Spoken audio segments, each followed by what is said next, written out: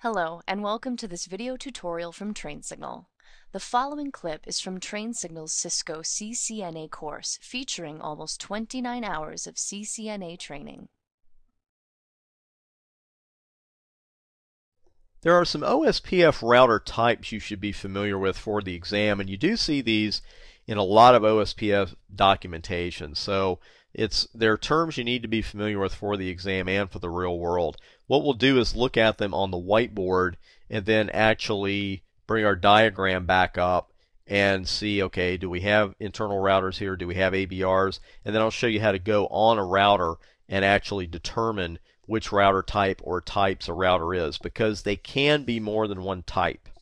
That's probably good to remember for the exam. They can definitely be more than one of these four types. Now, the first type is an internal router, and that's a router whose interfaces are all in the same area.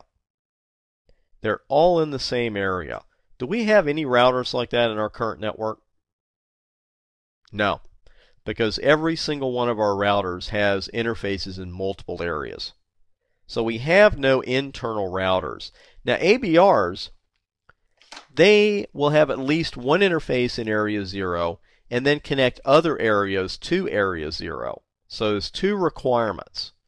Let's bring our diagram back up, and you'll see that all three of our routers are ABRs because they all have an interface in area 0 and they connect other areas to area 0. So that's an ABR.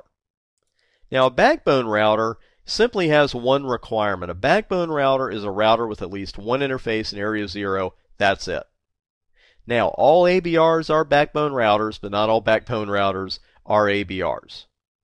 So let's take a look at our diagram here, and we can tell immediately that all three of these routers are backbone routers because they do indeed have an interface in area 0.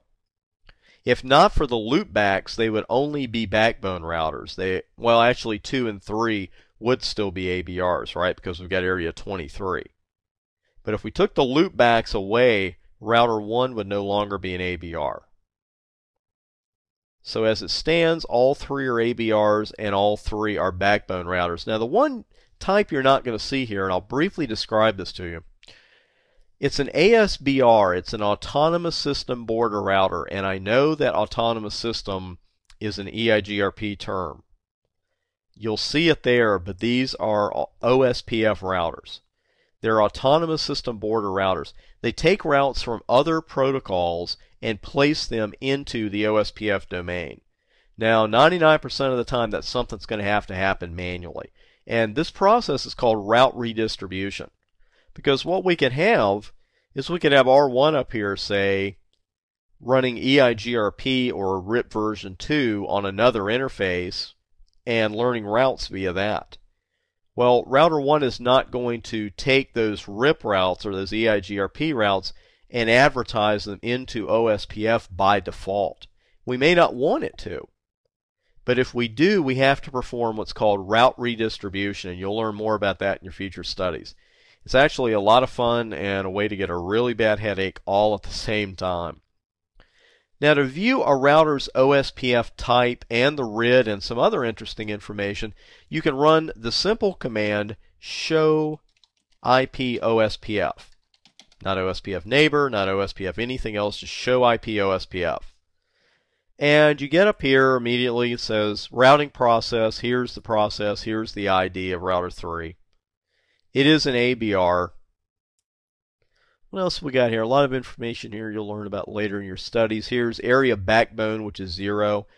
It's going to show you how many interfaces you've got in the area, whether you have any authentication, and we'll talk about that in a few minutes.